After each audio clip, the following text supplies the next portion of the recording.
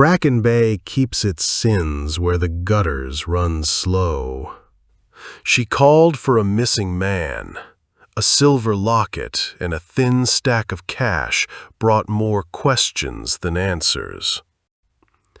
What started as a $10 lie tugged at a 50-year-old seam.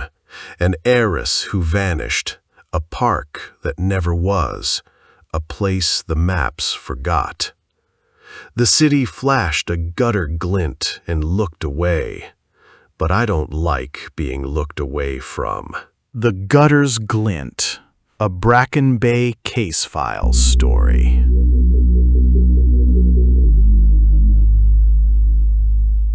Part 1. The $10 Lie. Tobias Clark's hand was a steady island in the quiet desperation of his office.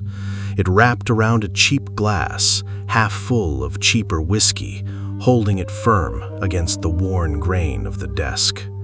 Outside the window, the city settled into its usual rhythm of a Tuesday afternoon, a low hum of traffic and distant sirens. Inside, the only movement was the slow dance of dust motes in the single beam of gray light that cut through the blinds.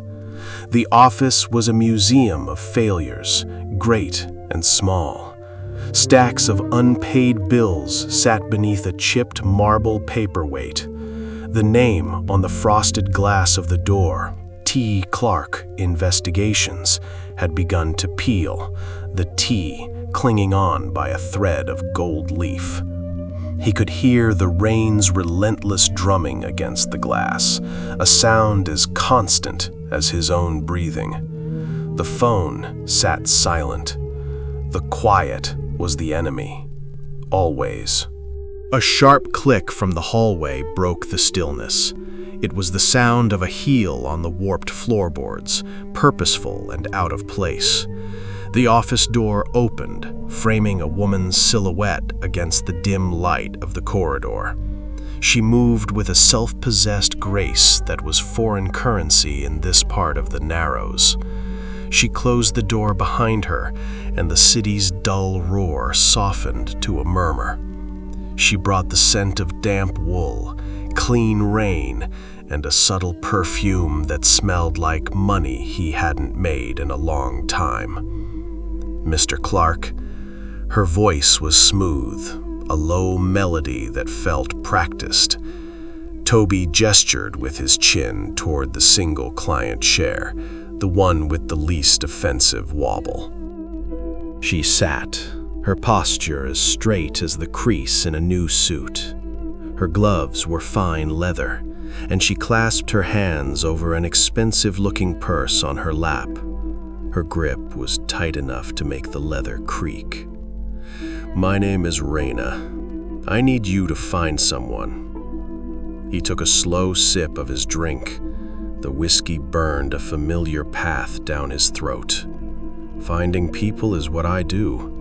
It isn't always cheap. I was told you were discreet and effective." "You were told half right. I'm discreet." Toby leaned forward, the old chair groaning in protest. "Who's missing?" "My boyfriend, Samuel Ayres." She said the name with a careful lack of emotion, as if reading from a script.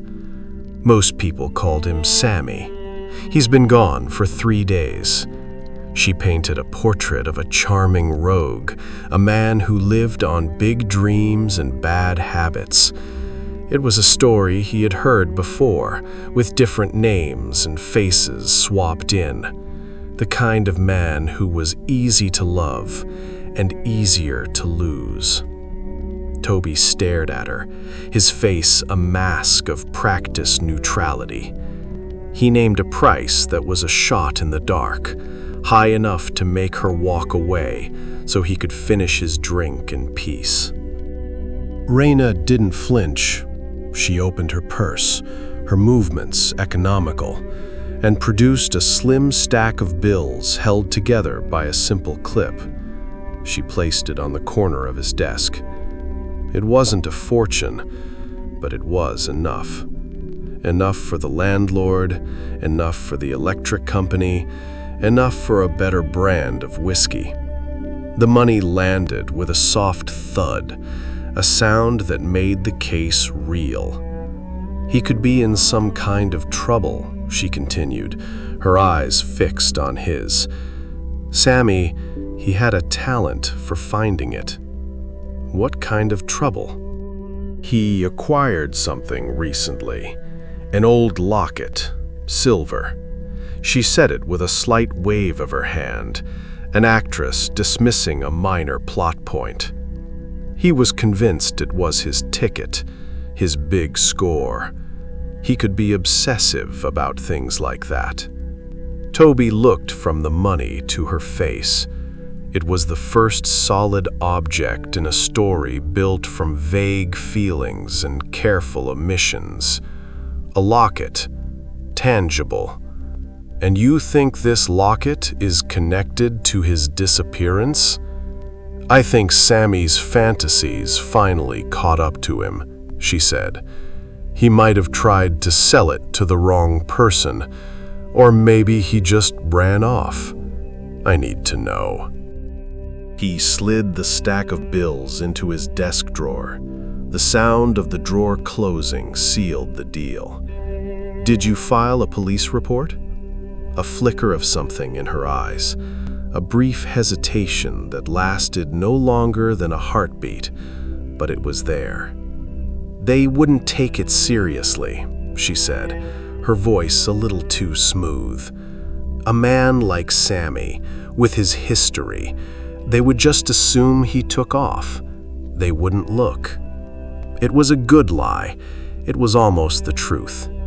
Toby knew he wasn't getting the whole story, but the weight of the cash in his drawer was a compelling argument. He took her money. He knew the shape of the secrets she was keeping, even if he couldn't see the details. It was the nature of the business. An hour later, he was in Old Town. The building where Sammy Ayers lived smelled of boiled cabbage and damp rot, a permanent stench that clung to the wallpaper. The lock on Sammy's apartment was cheap, an amateur's puzzle. Toby had it open in less than a minute. The room was a single, chaotic space. It told the story of a man who was always ready to leave. An overflowing suitcase sat open on the floor. Takeout containers formed a small, greasy skyline on a cluttered table. Stacks of books were everywhere, their titles a map of Sammy's ambitions, The Art of the Deal, Confidence Games and the Men Who Play Them, Brackenbay's Forgotten Fortunes. Toby walked the room with slow, deliberate steps. It was a mess, but it wasn't ransacked. There were no signs of a violent struggle. A half-full glass of water sat on the nightstand next to an unmade bed.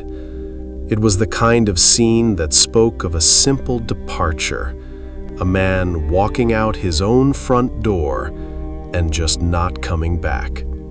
He ran a hand along a dusty shelf, his eyes scanning for the one detail that didn't fit the picture of a simple grifter skipping town.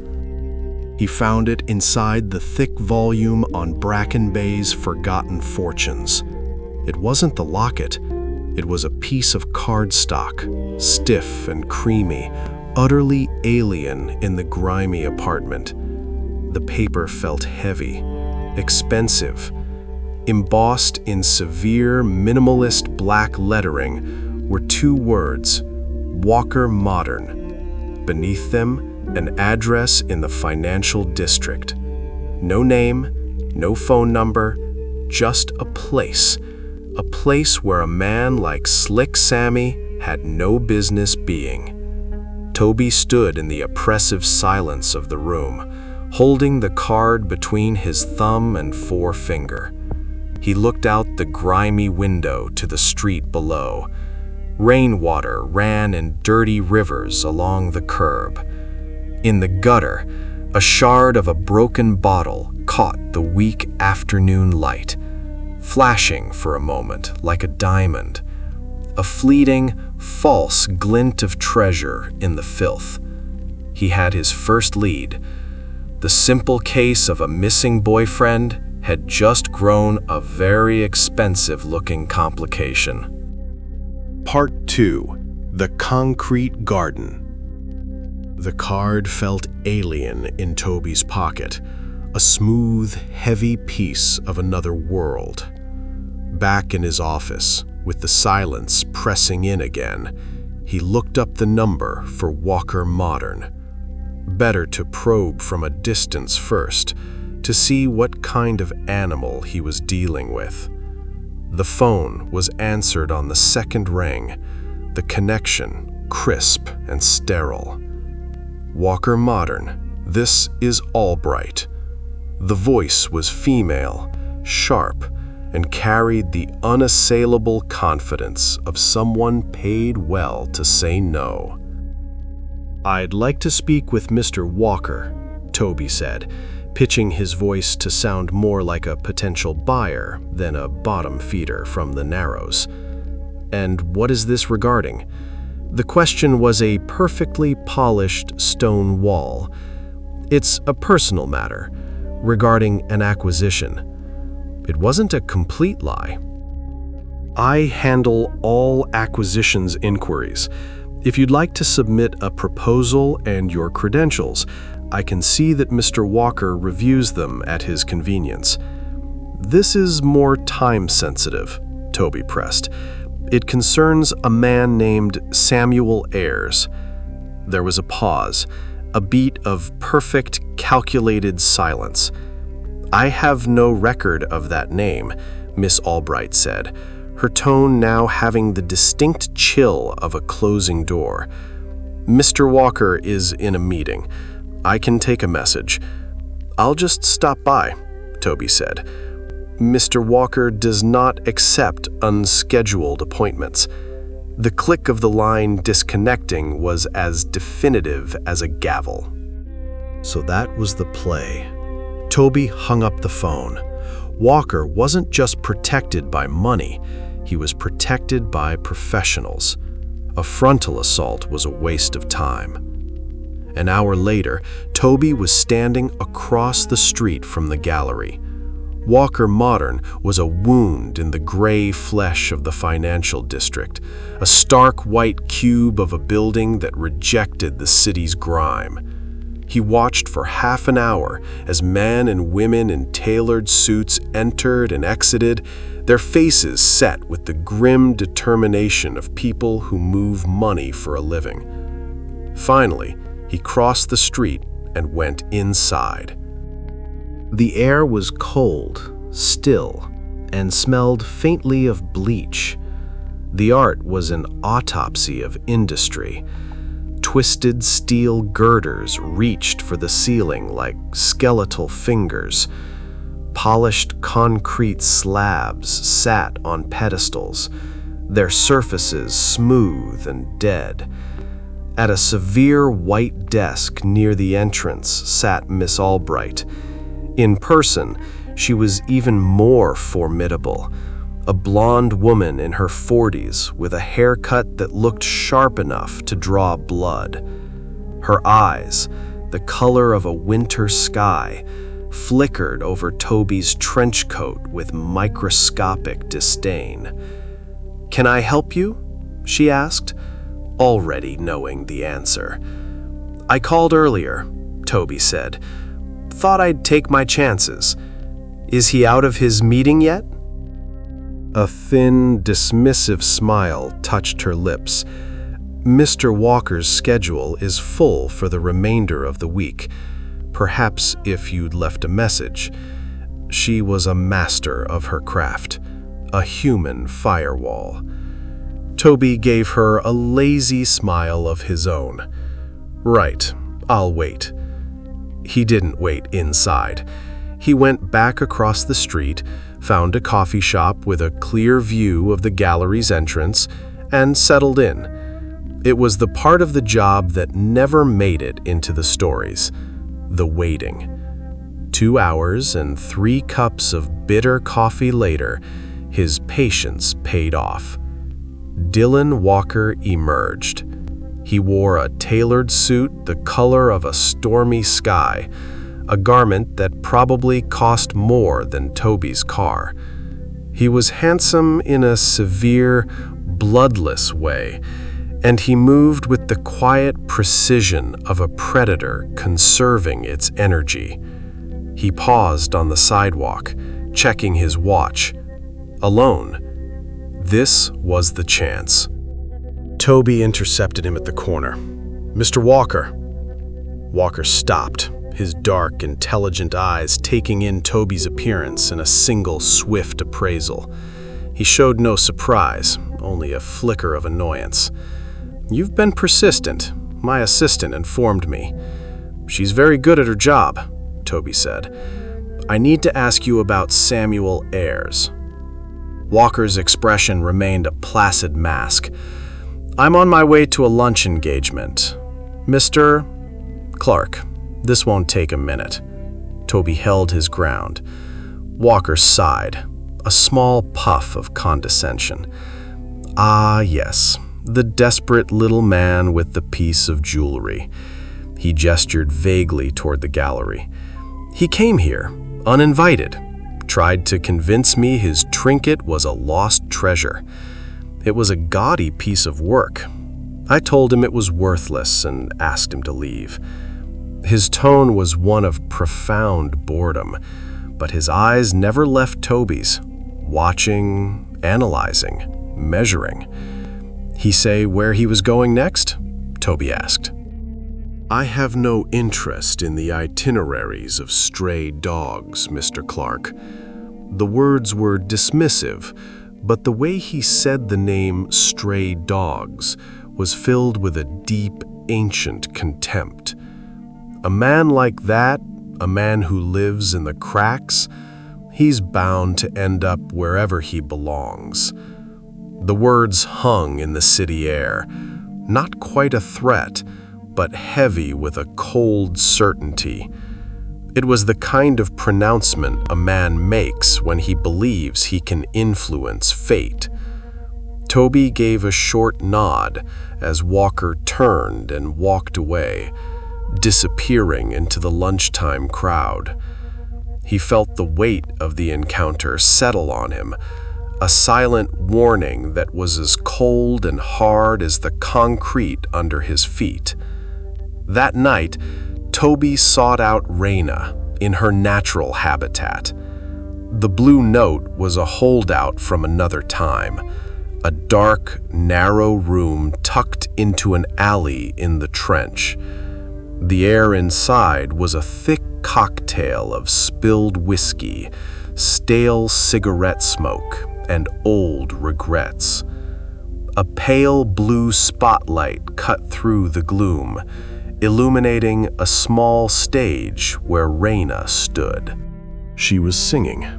Her voice filled the space, a smoky, sorrowful sound that seemed to rise from the city's cracked pavement. It was the voice of a woman who knew loss intimately, who had memorized its shape and texture. He watched her, seeing the raw, unguarded pain in her performance. It was a world away from the controlled, calculating client who had sat in his office. This felt real. He realized her performance wasn't just an act. It was a confession broadcast to a room full of strangers. When the song ended, she slipped off the stage and headed for the bar. Toby was there waiting for her. He slid a glass of amber liquid toward her. "For the voice," he said. She gave him a tired smile. "It's all I've got." She took a sip, her eyes scanning the dim room. "I spoke with Dylan Walker today," Toby said, keeping his voice low. He saw it then, a flicker of pure, undiluted fear in her eyes. It was there for only an instant before she wrestled it down, hiding it behind the rim of her glass. "I don't know who that is," she lied. "He's the owner of a very exclusive gallery.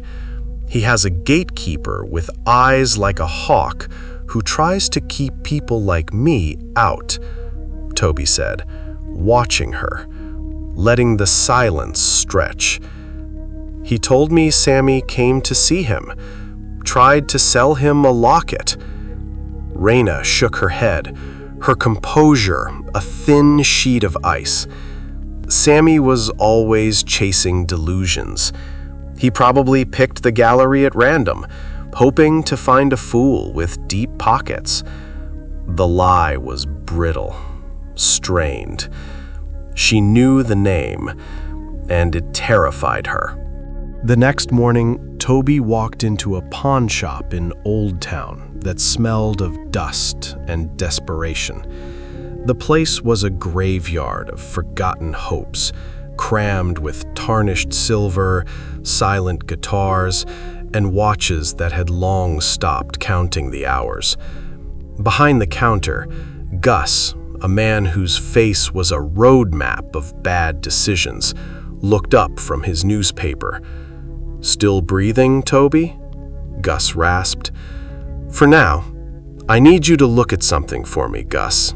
A favor." Toby described the locket as Raina had, a silver oval with intricate scroll work. He added his own embellishment, a hunch that it was old, perhaps very old. Gus listened, his eyes narrowed in concentration. He disappeared into a back room cluttered with the city's detritus, and emerged minutes later with several thick, leather-bound books. He spread them open on the counter, the dry pages crackling. After nearly an hour of careful searching, Gus grunted, his finger resting on a faded photograph in an old auction catalog. The picture was grainy, but the locket was unmistakable. "There it is," he said. "A Devereux piece." "Devereux? Annalise Devereux," Gus clarified, his voice dropping. "Heiress to that old shipping family, vanished 50 years ago. Caused a hell of a stir. She wore this in every society picture ever taken of her." He squinted at the text. The official story was she got tired of Brackenbay, took her inheritance, and ran off to Europe. Never heard from again. Gus leaned closer, tapping a page in another book, a historical register of the city's commercial titans. "Funny thing is," he mused, his voice a low conspiratorial rasp, "the Devereux family's biggest rival back then, the man who stood to gain the most from their decline, was a ruthless son of a bitch named Alistair Walker." Toby felt a cold certainty click into place. Dylan Walker's father. The very same, Gus confirmed. Toby left the shop, the name Devereux echoing in his mind. The cold air hit him, but it wasn't as chilling as the shape the case was now taking. A missing grifter, a cold-blooded art dealer protected by a human firewall, a terrified singer, and the ghost of a long-vanished heiress. The pieces were no longer scattered. They were starting to form a dark, ugly picture, a story the city had tried and failed to bury. Part 3. The Shape of the Ghost.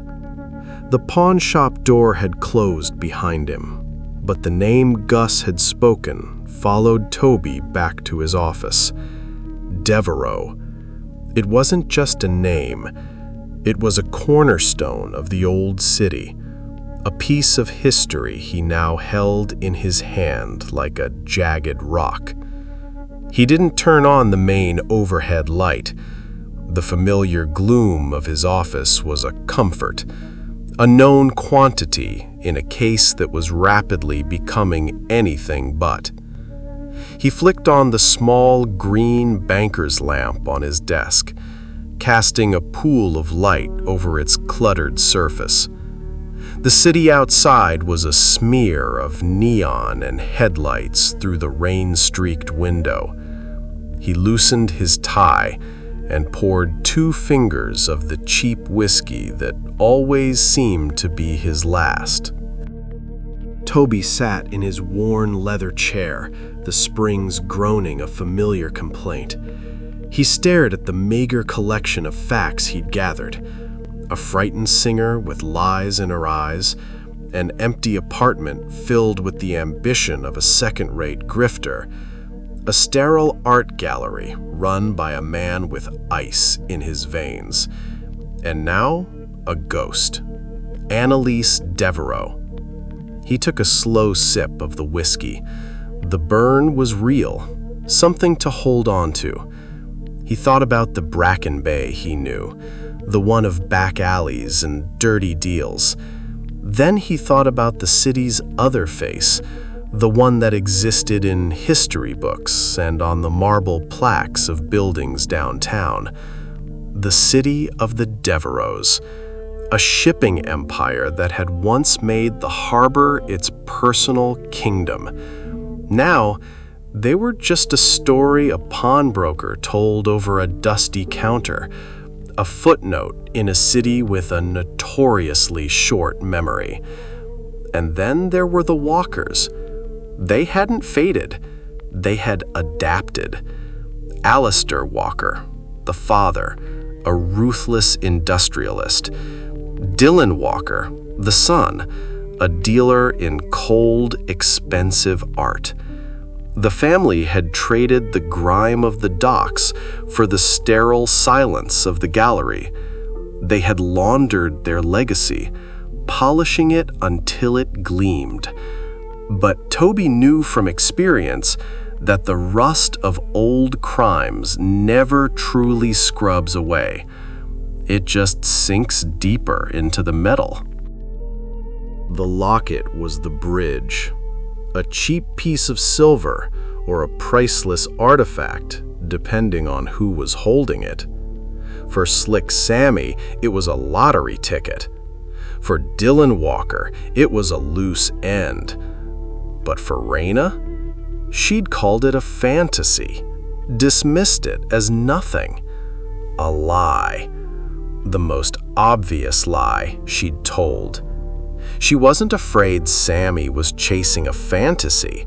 She was terrified he'd stumbled onto a truth that had been buried for 50 years. He finished the drink, the empty glass making a sharp sound as he set it down on the desk. He knew with a cold certainty that Raina was the key. Her fear was the lock, and the Devereaux name was the key. He had to break her. Not with force, but with the one thing she couldn't hide from any longer. The truth. He had to show her that he knew the shape of the ghost she was running from. He looked at the clock on the wall. It was late. She would be finishing her last set at the Blue Note soon, her voice full of a sadness he now understood was real. He stood up, grabbing his trench coat from the hook on the door. The quiet reflection was over. It was time to go back into the rain and confront the singer with her own history. Part 4. The Singer's Debt. Toby didn't go back inside the Blue Note. The answers he needed now wouldn't be found in sad songs or the bottom of a glass. He took the long way around, into the narrow service alley that ran behind the club. It was a chasm between 2 brick behemoths, a place that smelled of wet trash and the ghosts of last night's beer. A single caged bulb sputtered overhead, casting a sick yellow light onto the damp pavement, making the shadows swarm. He leaned against the cold brick, a statue in a trench coat, and waited. Patience was a weapon, and tonight it was the only one he had. He heard the final mournful saxophone note fade from inside, followed by a ripple of applause that sounded thin and distant, swallowed by the brick and steel. Then, silence. A few minutes later, the club's heavy rear door groaned open, spilling a rectangle of dim, smoky light into the alley. Raina appeared, a simple coat pulled tight around her, the exhaustion plain on her face.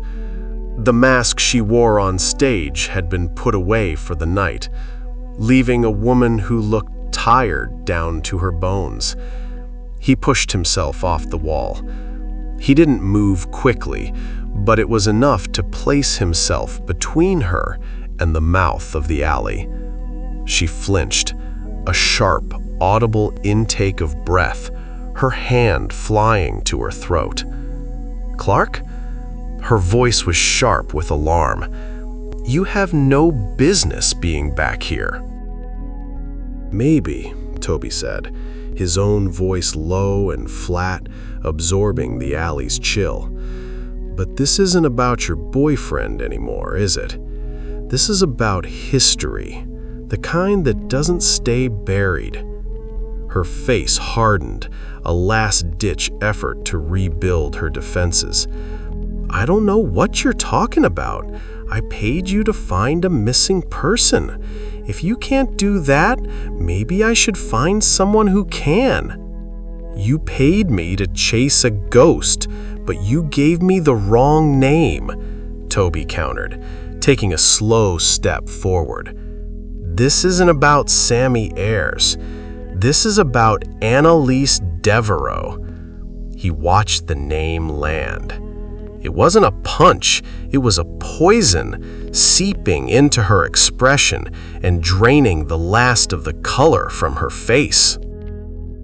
"Who are you to say that name?" she shot back, her voice a reedy whisper, laced with a sudden, fierce anger. "To dig up my family's tragedies for a paycheck?" "The locket," Toby pressed on, ignoring the jab. It was a shield, and he had to get past it. It belonged to her. That's why Walker was interested. That's why you're terrified. It's the one thing that connects his family's fortune to your family's ruin. That was it. The final defense fell away. The anger evaporated, replaced by a shudder that ran through her entire body. She sagged against the cold, wet brick of the alley wall, as if her legs had given out. A choked sob escaped her lips. The tears that welled in her eyes weren't just from fear. They were from a lifetime of inherited grief. "You don't understand," she whispered, the words tumbling out in a frantic, desperate torrent. "You can't. Annalise Devereaux, she was my grandmother." The whole ugly story spilled out of her then, a confession whispered into the filthy alley. Her mother was Annalise's secret, a child hidden away from the city and its poisons long before the official Vanishing Act. "My mother lived her whole life looking over her shoulder," Raina said, her voice cracking. She didn't even know who she was running from. It was just a feeling, a dread that was baked into her bones. A story about a powerful man and a mother who disappeared into the fog of this city. The locket wasn't just proof. It was a curse, the only tangible link to a past that had been stolen from her. "And then Sammy found it," she said, her voice laced with a bitter self-loathing. "He found my mother's letters after she died. He put it all together. And he saw an angle," Toby finished for her, the shape of the man becoming clearer. She laughed, a short, sharp, ugly sound. An angle? It was the score of a lifetime. He was charming, you know? He could make you feel like you were the only person in the world. I was lonely. He found the broken pieces in me and promised to make them whole. Her eyes met his, raw and searching. I knew what he was, a grifter, a user. But I let myself believe the lie because it was better than the silence. I let him in. That was my mistake.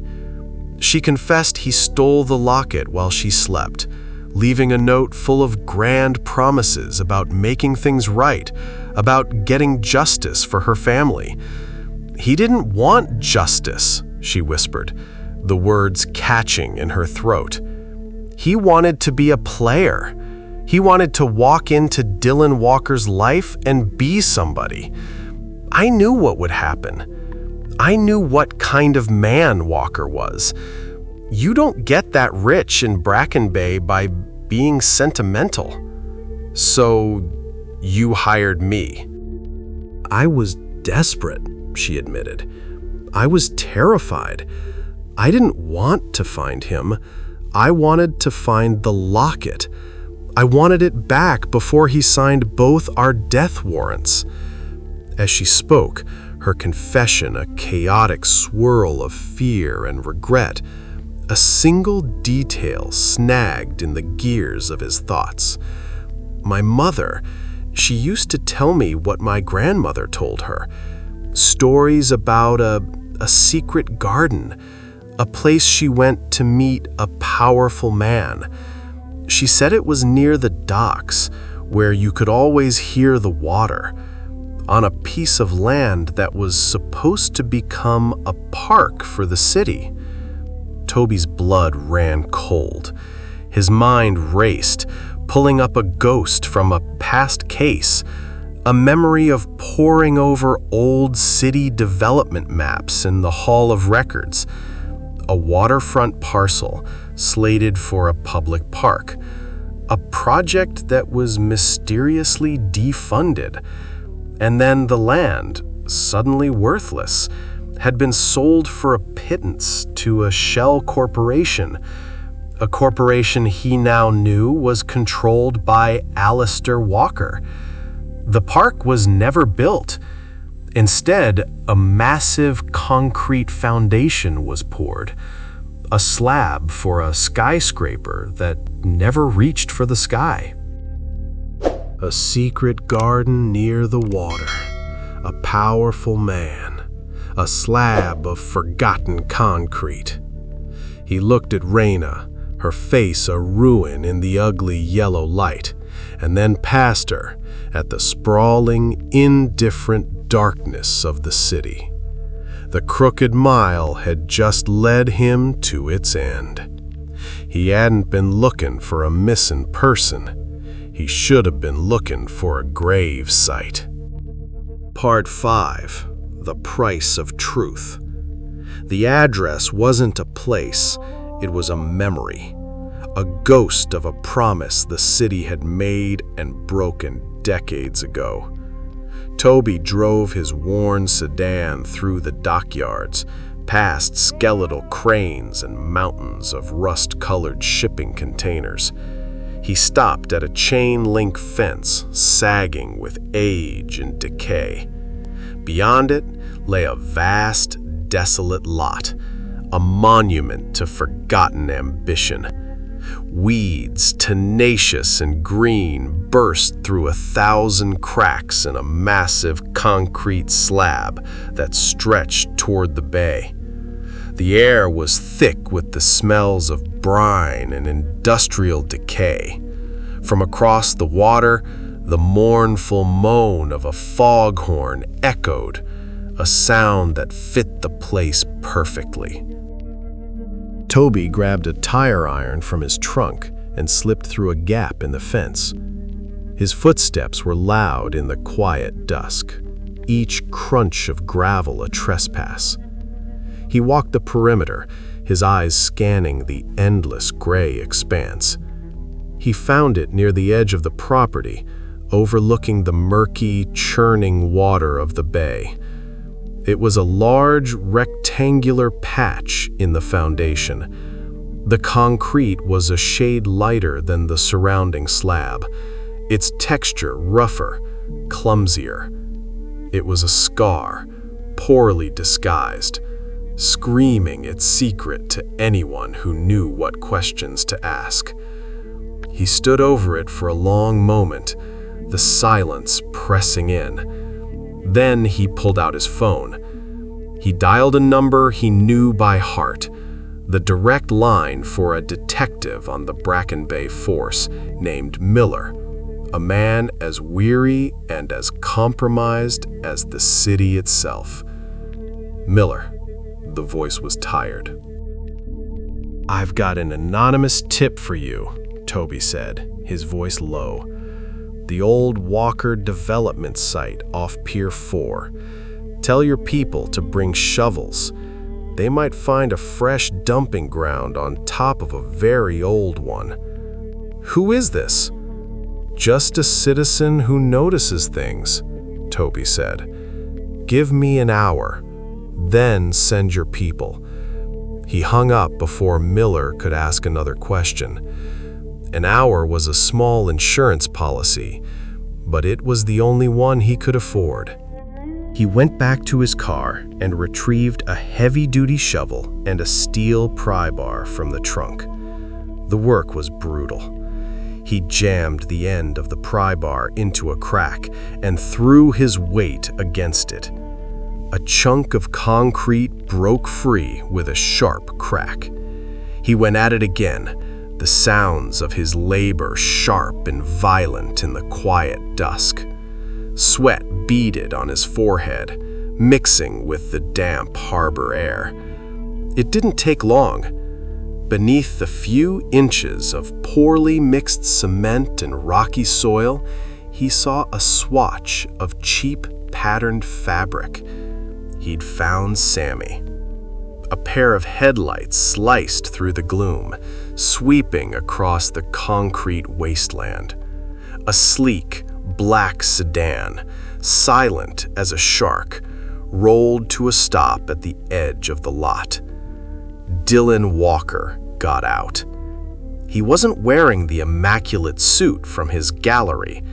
He was dressed in dark, practical clothes. A man prepared for a different kind of business. He wasn't surprised to see Toby. He wasn't flanked by thugs. He was utterly, unnervingly alone. He walked calmly across the slab, his expensive shoes crunching on the loose gravel, and stopped on the other side of the shallow, makeshift grave. The confrontation was quiet, the air thick with unspoken history. Walker looked down at the unearthed remains of Sammy Ayres with an expression of mild, detached annoyance, the way one might look at a stubborn stain on a pristine carpet. He didn't deny a thing. "My father was a man of action," Walker said, his voice a calm, even murmur against the backdrop of the bay. He looked at Toby, his eyes dark and empty. "He built an empire. Sometimes the foundations for such things aren't entirely clean," he confessed with a chilling pragmatism, as if discussing a business merger.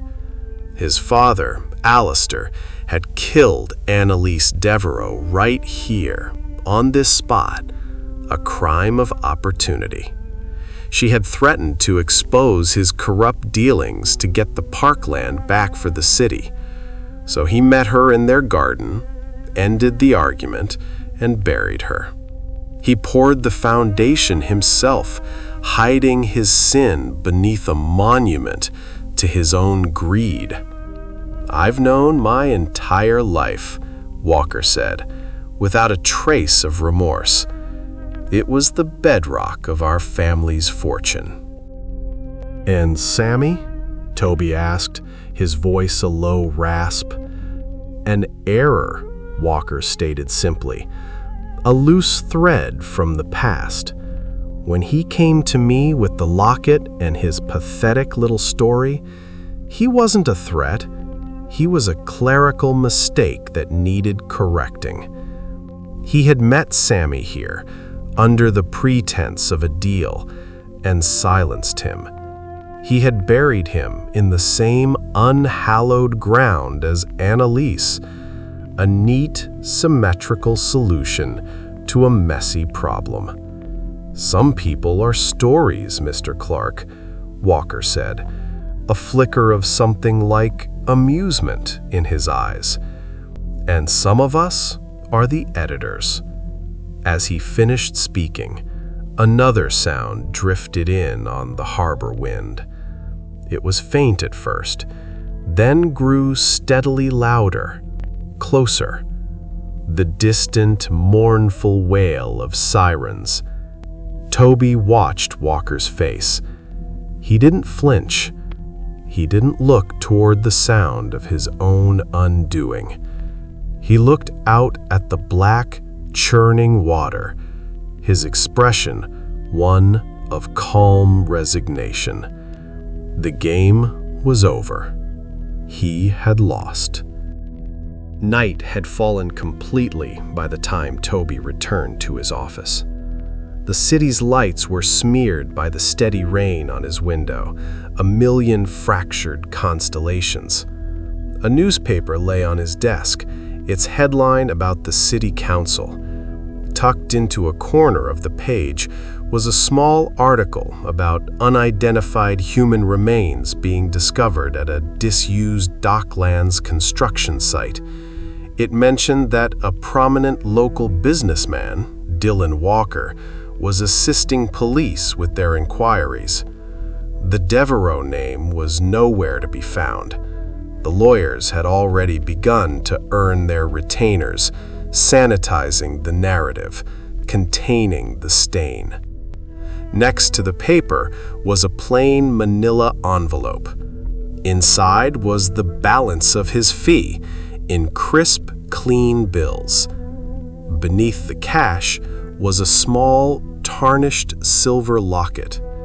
Raina had her proof, the key to a past that was nothing but pain and loss. A cold, heavy comfort. Toby picked up the locket. The metal was cool against his skin. He didn't open it. He slid open his desk drawer and dropped it inside, where it landed with a soft clink next to the blood money. He poured a measure of whiskey into his glass and walked to the window, watching the rain wash the day's grime from the streets into the gutters below. The case was closed. A 50-year-old secret was out. But nothing had really changed. The machinery of the city, the system that made Alistair Walker and broke Annalise Devereaux, was still humming along outside his window. The gutter had glinted for a moment, revealing a flash of an ugly, buried truth. And then it was just another dark place in a dark city, waiting for the next rain. Thank you for joining us in The Gutter's Glint, a Brackenbay case files story. If you'd like more, please subscribe. We have more cases waiting. Tap the video on screen to watch the next story.